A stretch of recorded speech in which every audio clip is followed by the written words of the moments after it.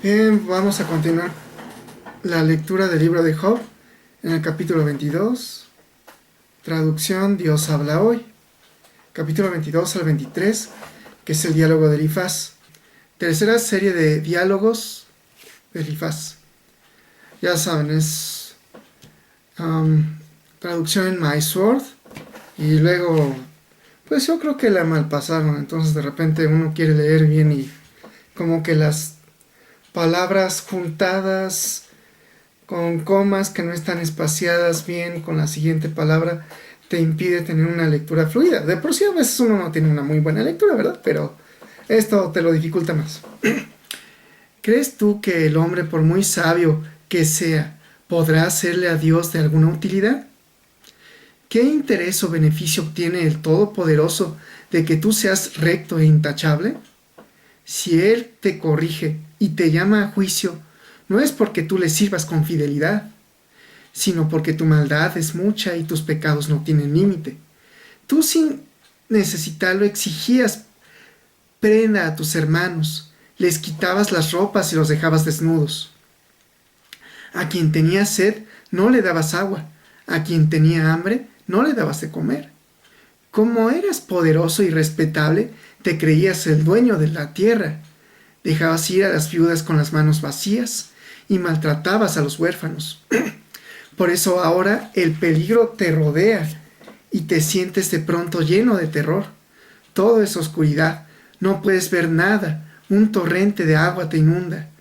Dios está en la cumbre del cielo, las estrellas más altas quedan a sus pies.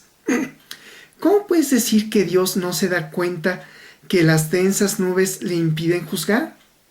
¿Cómo puedes decir que Dios no ve porque anda paseando de un lado a otro del cielo? ¿Piensa seguir por el camino oscuro que han seguido los malvados? Ellos murieron muy pronto, como arrebatados por un río crecido. Decían a Dios: déjanos en paz, ¿qué puede hacer el Todopoderoso por nosotros? Y sin embargo, Él fue quien llenó de sus casas de bienes, lejos de mí pensar como los malos. Los justos ven esto y se alegran, los inocentes se ríen, al ver que las riquezas de los malos acaban devoradas por el fuego. Ponte de nuevo en paz con Dios y volverás a tener prosperidad. Deja que Él te instruya, graba en tu mente sus palabras.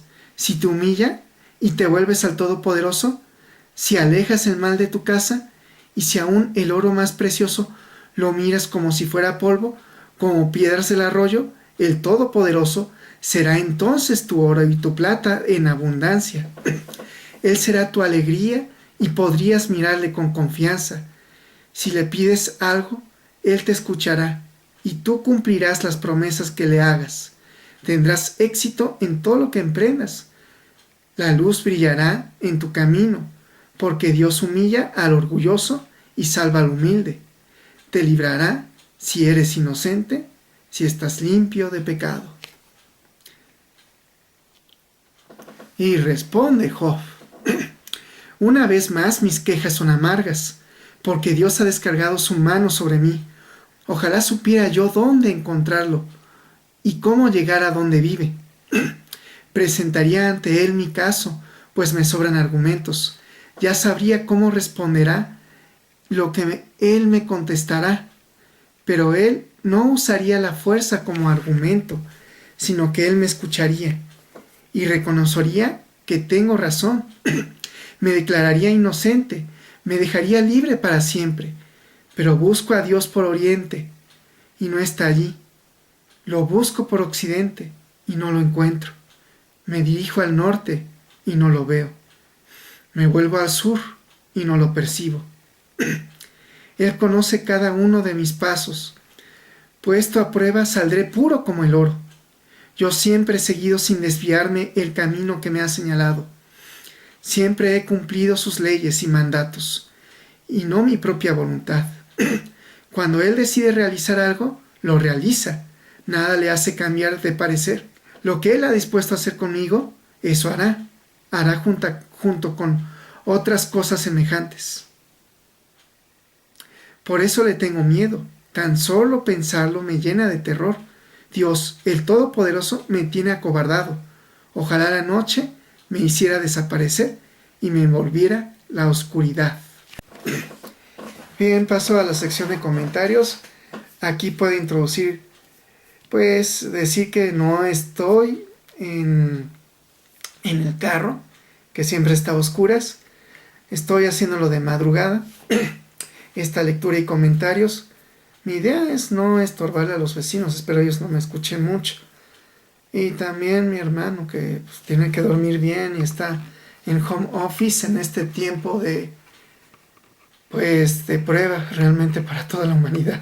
Es un tiempo en que todos recurrimos a Dios, pensamos diría Sartre, en una mala fe, en que quisiéramos que Dios nos resolviera las cosas como cuando Jesús se encarnó y que pasara por todo un país y Jesús sana a todos, y órale, sanando a todos en todos los países donde vivimos con mayor pobreza.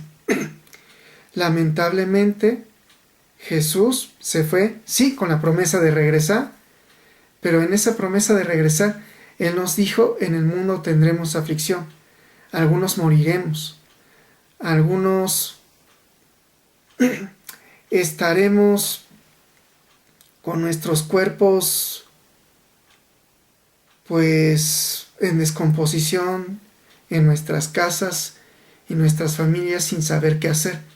Sí, es cierto, la familia es, como dicen por ahí, todos los políticos, sea de derecha o de izquierda, la parte más fuerte de nuestra raza humana. Esto no solamente lo dicen los políticos, lo dice, pues si tuvimos buenas clases de filosofía o bien de educación para la salud, de lo que yo recuerdo de vocacional, de historia, la familia es el núcleo de la sociedad, es lo que le da la estructura social. Sin embargo, algo cierto ocurre, y lo vivimos en la historia de la humanidad. Nota es comentario de Job, pero esto también está referido con Job. Pues, si de una sociedad, y lo vimos en la Segunda Guerra Mundial, estamos en una forma de hacinamiento, de un hacinamiento tal que este hacinamiento está con una autoridad represora, seremos capaces de desconocer a nuestras madres, a nuestros padres, a nuestros hermanos, y estaremos buscando en el máximo del salvajismo ver por nuestro propio bienestar. Y aquí es parte de lo que Elifaz le reclama a Job. Le reclama porque dice, bueno, es que no tienes, Job, justificación ante Dios si Él ahora te está haciendo pagar por tus pecados. Bueno, Job está diciendo, no se está defendiendo si Él es así o no, eso sí lo veremos más adelante, porque Job responde, pero Job ahora está todavía pues en lo mismo, en decir yo soy inocente y no está bien lo que Dios está haciendo conmigo. Dios va a responder y va a legitimar mi derecho de respuesta. Y eso en cierta manera, desde Job 40 hasta, no, mejor dicho, desde 39 me parece hasta el 40, es cuando Dios le responde a Job. Dios aparece en un torbellino. Job ahí responde en ignorancia porque dice, Dios no me va a responder como enojado. Y no, Dios sí responde enojado. Responde enojado a Job, no tanto porque Job no tuviera legítimo derecho. Eso es lo que Dios le reclama a los amigos de Job. Y lo que Dios en cierta manera le dice a sus amigos, sí, es como Job dice. Él tiene su justo derecho en reclamar. Y aquí no dice la respuesta de Job, que creo está en el 42, ahorita no recuerdo bien los versículos, en decir que la justicia de Job o no. No, Dios le dice, Job ha dicho bien.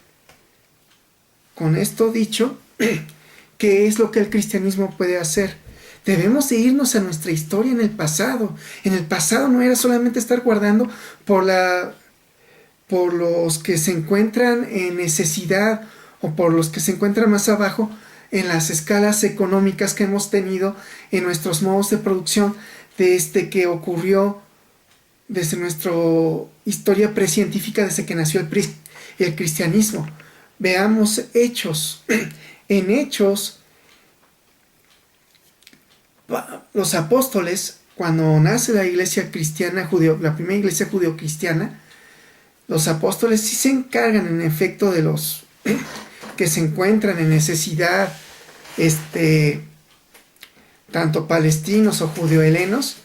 Ellos van por todos aquellos que se encuentran sí en necesidad, y eso puede pasar en un futuro inmediato, una vez que pasemos por la etapa de crisis y habremos de tener gente en necesidad.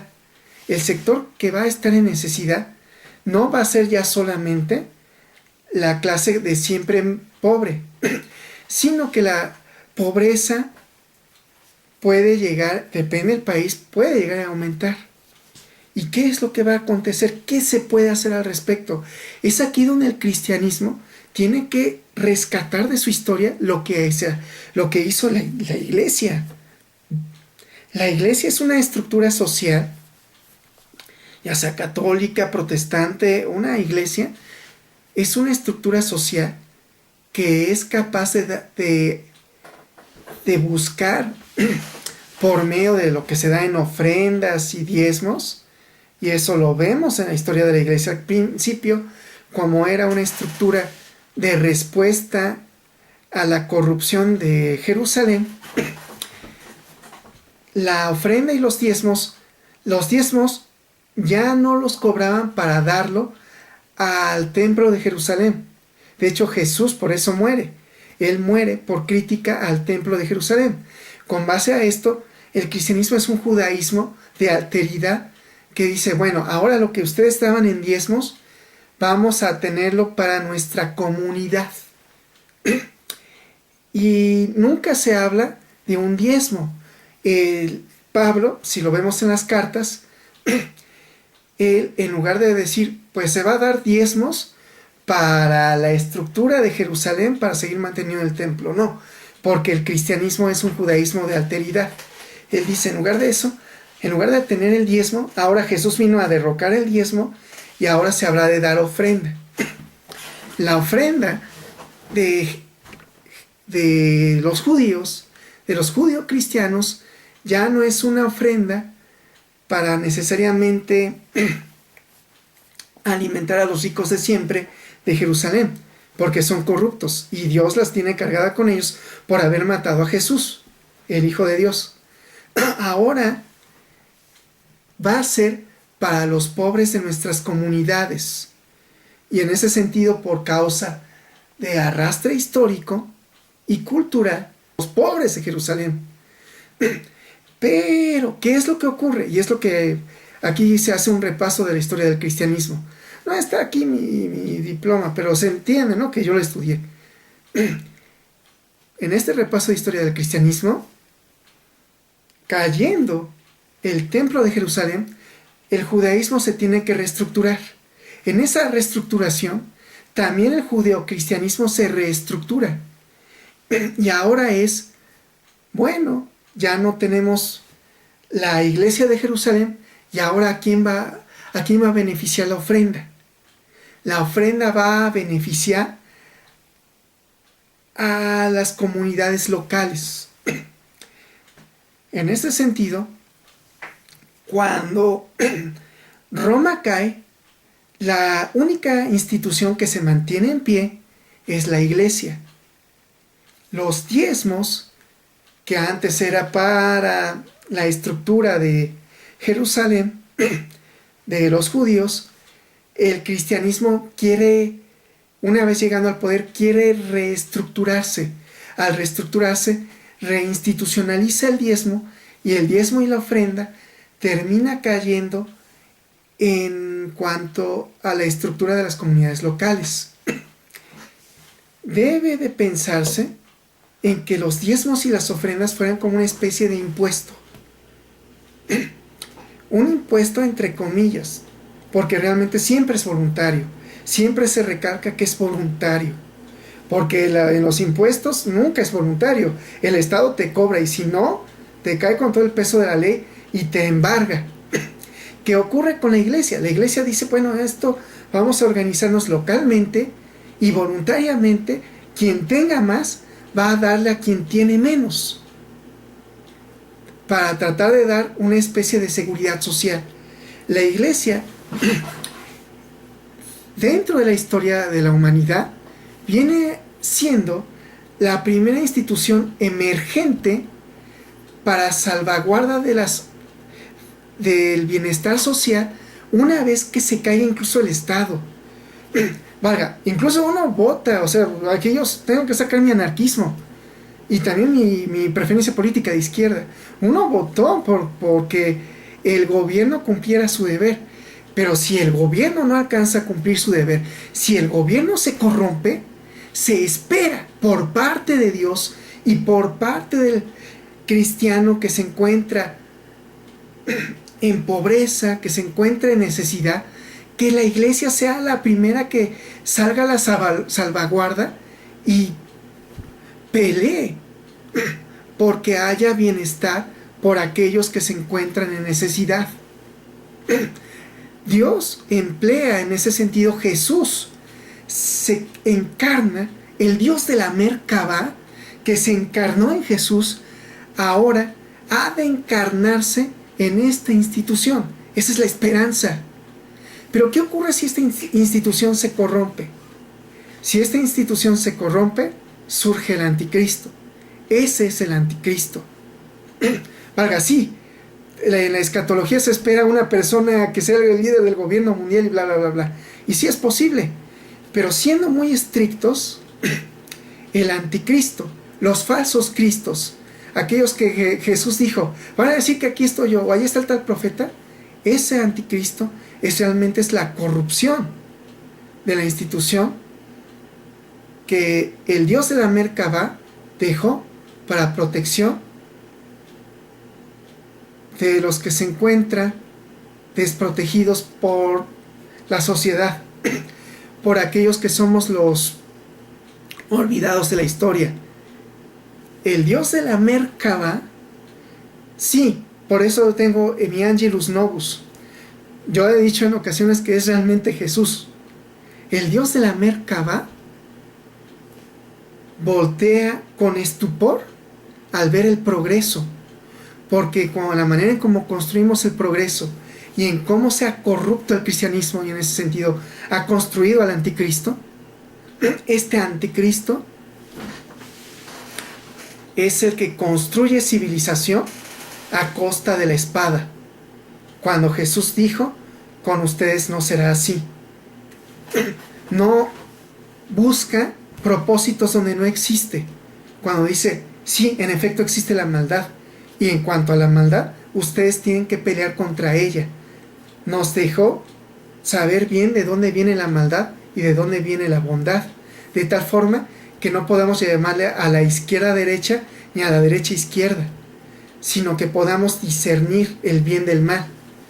El problema con la corrupción de nuestra doctrina cristiana es provocar un anticristo tal que le llamamos a lo bueno malo y a lo malo bueno, tal que no queda claro cuando ocurre una tragedia cuando viene de parte de Dios y cuando no viene de parte de Dios, cuando incluso voy a poderlo decir de esta manera, y aquí rescataría a Boyd, cuando viene de parte de Satanás y cuando viene de parte de Dios.